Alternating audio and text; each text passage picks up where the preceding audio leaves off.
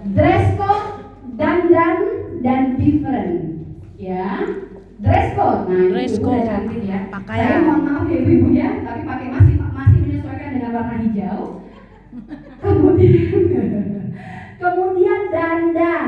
Nah, saya sudah bilang bahwa MC itu adalah center of attention, tapi MC bukan satu-satunya acara. Ya, kita pelengkap tapi penting. MC itu pelengkap tapi penting. Jadi harus dandan. Ya, usahakan berbeda dari keseharian kalau diminta MC. Ya, walaupun tapi bu udah hobi dandan, yo lipstiknya agak diterang sedikit gitu ya, atau alisnya agak ditambah dikit, jangan ya. Kalau yang biasanya kecil jadi besar gitu ya, jangan ya, dia jadi sinchan ya ibu ya. Kemudian different. Nah, different itu dalam hal apapun. Biasanya perbedaan ya. Ngerti ya, ngerasa dah ibu-ibu kalau lagi datang kondangan, ibu-ibu bisa nebak ini MC-nya. Nah, Iya dah. Iya, ngapa? Beda. Beda, MC itu beda. Mulai dari pakaiannya, dandannya, cara dia berjalan, cara dia tersenyum. Iya, ciri khasnya itu ibu-ibu.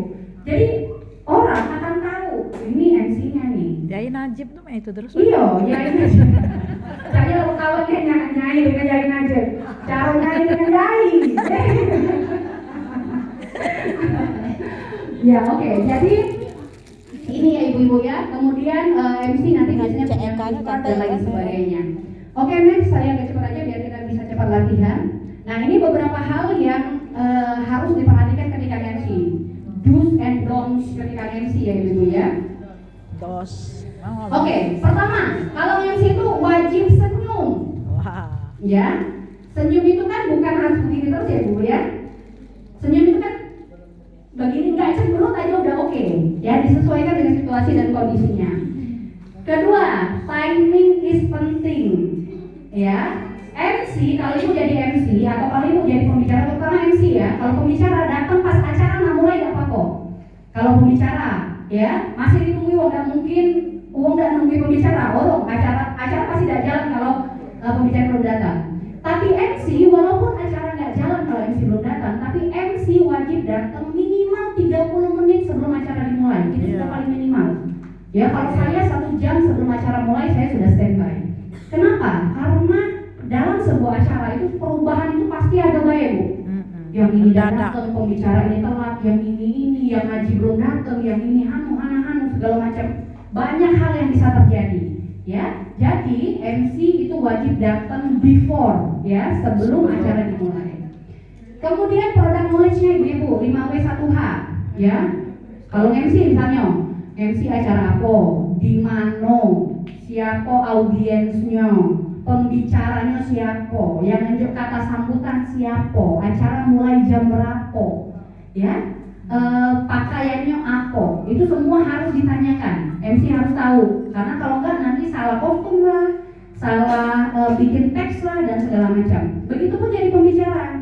Saya diminta di sini, saya tanya dulu sama ibu, nanti audiensnya siapa, dari mana saja, kira-kira berapa banyak, lokasinya di mana. Nah itu harus tahu, karena apa, materinya nanti akan menyesuaikan. Ibu-ibu ya, jadi jangan bunuh diri istilahnya ya. Ibu bisa gak jadi pembicara public speaking? Oh boleh, kapan? Tanggal 26. Oh sudah, oke. Sudah selesai, cukup bermodal tidak, jangan ibu. Itu namanya bunuh diri ya. Karena kita nggak tahu nih audiensnya siapa yang akan kita ajak ngobrol ya. Jadi harus hati-hati. Kemudian, nah ini berinteraksi dan berbicara dengan bahasa audiens. Istilah Inggrisnya tuh put yourself in the audience's shoes. Kita harus memposisikan diri dengan audiens. Oh, audiens aku ini bukan di Jakarta. Nyanyi. Iya, nyanyi. Ada ibu-ibu, ada yang muda, macam, ada yang dari daerah juga, ada yang muda juga. Iya. Jadi pastikan bahasa yang kita gunakan itu bisa menjangkau semuanya. Nah gitu ya, jangan juga sok Inggris terus. Tidak ngerti kan. Nah gitu ya. Kalau memang ada istilah yang ada arti bahasa Indonesia tidak apa-apa, tapi translatekan. Gitu ya. Jadi kita harus berbicara dengan bahasa audiens kita. Ibu-ibu ya. Kemudian beri contoh update yang relate dengan audiens kita. Apa nih, misalnya ada anak muda, kita cerita tentang media sosial misalnya, ya. Kalau sama yang biasa MC kita cerita tentang MC. Atau yang biasa pengajian, kita contohnya pengajian gitu. Jadi yang relate dengan audiens. Dan, nah ini visual aids ibu-ibu ya. Ini menarik sekali. Jadi kalau public speaking, ya dengan adanya visual aids itu kayak alat atau bahan ibu-ibu yang bisa dikasih lihat ke audiens kita. Boleh back ke sebelumnya tadi? Nah, lihat ini. Bahan. Mereka punya cue card ya. Ini namanya cue card istilahnya, atau kartu petunjuk ya. Nah, MC itu biasanya menggunakan ini. Ini visual aids ya. Tapi lihat, sebenarnya MC itu cuma bisa boleh bawa yang fotonya kan? Tapi jadi cantik nggak ibu-ibu? Enggak, jadi nggak cantik kalau cuma bawa kertas mainnya. Ya, bisa ini tuh. Itu baik. Dan cantik. Saya, kalau yang perhatiin saya nggak bawa ya, saya keluarin di atas. Kalau yang perhatiin saya MC acara pelantikan kemarin ibu-ibu, saya print sendiri logo NU, ya. Kemudian saya buat seukuran kertas saya taruh di belakang. Nah gitu. Itu contoh dari visual aids. Ya, jadi bawa sendiri kalau memang tidak disediakan, bawa sendiri, bikin sendiri. Kalau saya bikin sendiri, jadi itu yang akan, jadi nggak kelihatan kita bawa kertas. Ini ada MC yang bawa A4, nah ini bawanya sehalaman. Nah misalnya ada A4 nggak Miss? Nah dia bawa A4 sehalaman. Bawa lagi, bawahnya lagi, jangan lagi ya ibu-ibu ya.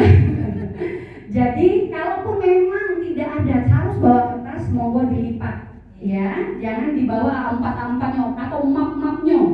Ya, ada beberapa yang bawa map. Tapi map ini Bu-Ibu kalau memang aturan protokolernya harus bawa map, nggak apa-apa. Tapi jika tidak, monggo cari kertas saja yang keras, ya. Kalau misalnya MC-nya di Pemprov, print logo Pemprov belakangnya. MC-nya di Pemkot, print logo Pemkot. Kalau seperti saya MC-nya di UIN, print logo UIN. Nah di kertas, kalau saya ngeprint di kertas biasa, saya tempel di kertas yang agak keras, ya. Kemudian saya potong dan saya jadiin cue card saya. Nah baru kertas MC-nya, gitu ya. Jadi semoga tidak mulai sekarang jangan lagi bawa kertas A4 ya, apalagi double folio ketika MC ke depan ya, terlalu besar ibu-ibu. Ya next ya, itu visual aids. Nah ini hal-hal yang tidak boleh dilakukan. Nah ada yang protes nggak Bu? Tidak membuka public speaking dengan salam. Apa maksudnya apa? Ada yang tahu nggak? Oh, Assalamualaikum itu tidak boleh ya? Dia harus ibu-ibu. Kenapa kita tidak boleh buka dengan salam? Banyak agama lain. Hah? Toleransi agama kali ya? Bukan ibu-ibu. Gini, kenapa saya bilang tidak membuka? Bukan tidak pakai salam, kan tidak membuka. Artinya salamnya bukan di awal. Nah, ibu-ibu, ini metode baru ya. Jadi berdasarkan teori yang sudah dipraktekkan ibu-ibu, kalau public speaking, nah MC sebagai moderator segala macam, jangan langsung begitu dulu. Assalamualaikum warahmatullahi wabarakatuh. Jangan dulu. Kenapa? Karena perhatian audiens itu masih belampuran. Nah, ada yang kesana, nyingoknya ada kesana. Jangan dulu. Jadi kita bikin sesuatu yang memfokuskan perhatian audiens ke kita. Iya, entah terserah ibu. Mau pantun dulu misalnya, Bapak Ibu sebelum memulai acara hari ini saya mau pantun dulu. Nah, pantun dulu. Bukan ini bagalo. Ya, baru pantun. Gitu ya pantun ya. Baru menyapa dulu. Nah, kalau saya biasanya kalau MC menyapa dulu. Ya, jadi jangan assalamualaikum dulu, menyapa yang terhormat Bapak ini. Nah, sambil kita nyapa, kan guru sudah tahu kehadiran kita di sini. Gitu ya. Iya, setelah selesai menyapa baru ke Palembang makan laksan dimakan satu persatu. Ahlan wa sahlan kami ucapkan, Assalamualaikum warahmatullahi wabarakatuh.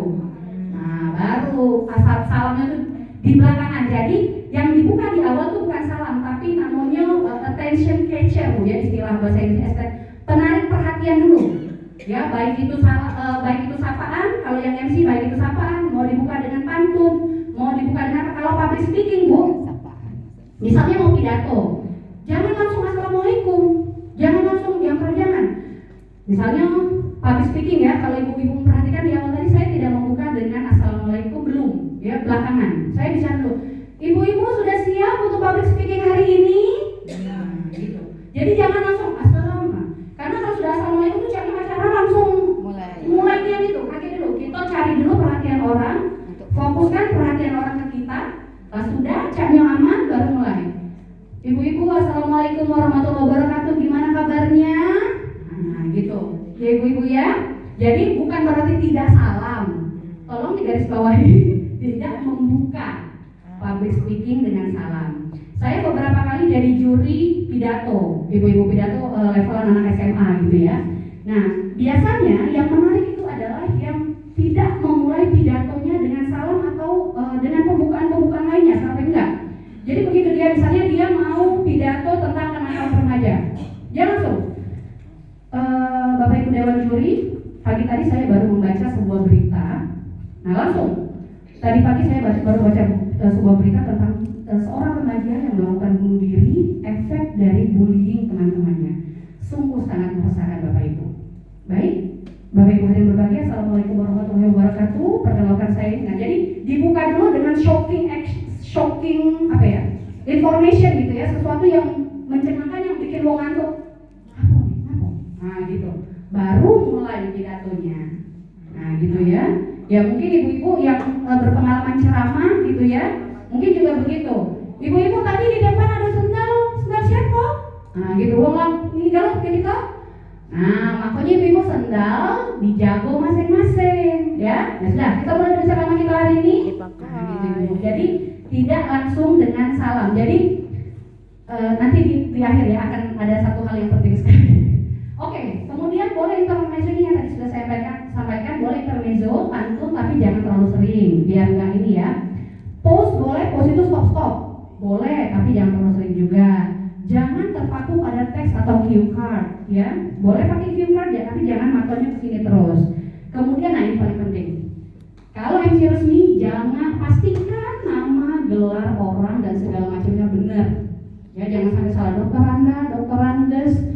Dokter pengalaman saya yang terbaru, mungkin yang orang Win tahu ya. Dokter medis. Saya intervensi ya sama pembicara gara-gara tadi yang Prof Tip itu adalah dosen Win Jakarta, profesor dari Win Jakarta. Iya, Prof Tip Raya. Nama beliau itu ibu-ibu adalah Profesor Dokter Andes, dua kali Dokter Andesnya. Dokter Andes, Tip Raya, S1-nya ada 2 kali atau 3 kali gitu ya. Wah panjang sekali gitu gelarnya. Nah pengalaman saya MC, pertama saya tidak pernah menemukan orang dengan Dokter Andes 2 ya. Biasanya dia Dokter Andes, insinyur misalnya gitu ya. Kemudian ada lagi S1 di belakangnya. Nah gitu, itu udah yang paling hebat lah. Ini Dokter Andesnya 2 ibu-ibu. Jadi saya pikir, aku ini salah tulis ya. Dan saya pikir kalau pun tidak salah tulis, ini kan sama nih Dokter Andes, saya ambil satu aja. Lain bidang. Ya, kemudian nah itu benar nyanyi. Oh ini nyanyi generasi Dokter Andes ya. Lain bidang. Lain bidangnya benar. Jadi saya sebutkan satu, diprotes sama Prof Tipnya. Ini izin Ibu MC katanya. Nama saya itu memang Dokter Andes gelar saya karena lain bidang dia bilang. Dokter Andes yang pertama bidang apa, Dokter Andes kedua bidang apa.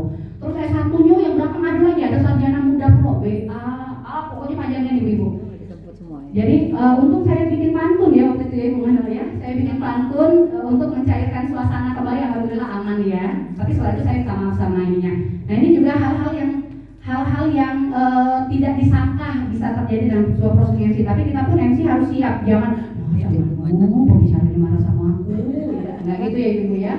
Oke, kemudian ya itu harus benar. Kemudian penyebutan juga ibu, misalnya namanya, misalnya rektor yang saya ingat ya, rektor UIN Raden Fata itu namanya Profesor Dr. Yayu Khadijah SHG MSI. Penyebutan ibunya di mana? Ibu-ibu coba. Kalau saya mau menyapa kepada ibu rektor, nah ibunya tuh ada di posisi di mana? Setelah gelar. Jadi ibunya di mana? Ibu Profesor Dr. Ibu Khadijah. Coba informasinya saya ulang. Informasinya ada Rektor UIN Raden Fata, informasi yang pertama. Kemudian Profesor Dr. Yayu Khadijah SHG MSI. Nah kata ibu itu posisinya di mana? Ibu Nyayu Khadijah. Ayo pilihannya, apa ibu rektor, apa ibu profesor, apa ibu Nyayu? Ibu Nyayu. Ibu Nyayu. Nama ibu? Ibu Nyayu. Ibu apa? Nyayu. Ya namanya memang ibu Nyayu.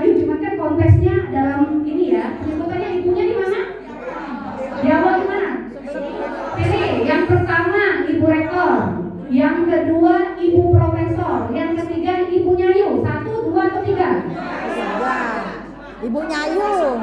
Yang satu siapa yang satu? Enggak, Ibu rektor. Oke, yang kedua ibu profesor. enggak juga. Yang ketiga ibunya Yu. Ya, ibunya Ayu. Yang keempat ibunya anak-anak. Ya, yang tepat ibu-ibu adalah ibu profesor. Kenapa? Ya. Jadi sebutan ibu atau bapak tidak mengikuti jabatan. Jadi bukan ibu dekan, ibu bapak gubernur bukan. Ya, Gubernur Provinsi Sumatera Selatan Bapak Dr. Randes Agus Fatoni. Nah, gitu. Nah, Jadi dokter. jangan disebutkan Bapak RT, Ibu RW, nggak ada. Itu jabatan. Jadi Bapak Ibu tidak melekat pada jabatan. Dia melekatnya pada gelar dan nama. Jadi kepada RT 25 Ibu, kepada Bapak RW, kepada RW Bapak, kepada camat seberang hulu Bapak. Nah, Bapak siapa sebutkan. Jadi jangan mengikuti jabatannya. Jadi bukan Bapak camat. Ya, tapi camat Bapak siapa? Nah, gitu ya Bu ya. Ya, kepada camat yang terhormat camat Tadi Timur rektor 1. enggak juga ini enggak boleh. Bapak Enggak ada jabatan tadi RT Rektor. jabatan. Nah, gitu. Yang Jadi ketiga profesornya itu jadi lebih yang tinggi terhormat profesornya. misalnya kepala dinas. Nah, bukan Bapak kepala dinas. Tapi kepala dinas apa baru bapaknya. Bukan bapaknya kepala dinas ya Bu ya. Bapak siapa gitu kepala dinasnya ya. Oke. Ya itu nanti kita praktek lagi. Next, masih ada Miss? Nah, kalau Bapak Ibu. Kalau Ibu-ibu ingat slide pertama saya tadi yang ingin saya garis bawahi adalah next Miss. Ya. Public speaking itu intinya adalah seni berbicara Ibu. Seni. Ya. Jadi yang namanya seni, kita harus kreatif, kita harus bahagia, kita harus semangat, tidak ada template baku, ya. Contohnya ibu ya, misalnya, kalau MC ya, nak nyebut ke acara selanjutnya. Bapak Ibu hadirin berbahagia, acara selanjutnya. Nah, acara selanjutnya jangan itu lagi, berseni, ya. Hadirin yang kami hormati, selanjutnya. Nah, kalau tadi pakai acara selanjutnya, ini selanjutnya. Nah, gitu. Kalau tadi hadirin yang kita hormati, hadirin yang berbahagia. Nah, jadi tiap kali mulai itu ganti-ganti terus. Iya, jangan pengulangan. Makanya public speaking itu adalah seni. Ya, sekali menyapa tamu undangan yang berbahagia, setelahnya tamu undangan yang kami hormati, selanjutnya ganti lagi Bapak Ibu yang berbahagia, Bapak Ibu yang hadir pada acara hari ini. Nah, banyak, pokoknya koleksi lah. Stok sapaan itu ya. Jadi ganti-ganti, tiap kali ngomong tuh ganti-ganti. Ya, Bapak Ibu rahimakumullah, gitu ya. Bapak Ibu tamu undangan yang berbahagia, atau misalnya kalau misalnya kami jadi moderator seminar gitu misalnya. Para pembicara yang kami hormati dan hadirin yang sudah hadir pada hari ini, gitu. Jadi sapaannya berubah-ubah tiap kali menyapa, Ibu-ibu ya, karena dia adalah seni, ya. Seni juga berkaitan dengan intonasi lagi. Kalau ngomong naik turun, jadi jangan samakan, oke? Ya. Dan yang paling penting ibu-ibu adalah practice makes perfect. Ya, ala bisa karena biasa. Ya, percaya saya berdiri di sini dan tiba-tiba saya belajar public speaking kemarin sudah bisa ngomong di sini ya? Enggak ya ibu-ibu ya. Saya siaran radio dari tahun 2002 ya sampai 2009, 7 tahun. Setelah itu saya MC, jadi pembawa, jadi narasumber dan segala macam, jadi juri dan segala macam. Jadi memang ala bisa karena biasa. Ya, jadi semakin kita berlatih, semakin kita sering praktek, maka akan membuat kita menjadi lebih sempurna. Ya, boleh diklik sebentar. Ibu-ibu saya ada contoh. Ini waktu MC sebelumnya. Pertanyaan. Nanya nenek. Ya, kita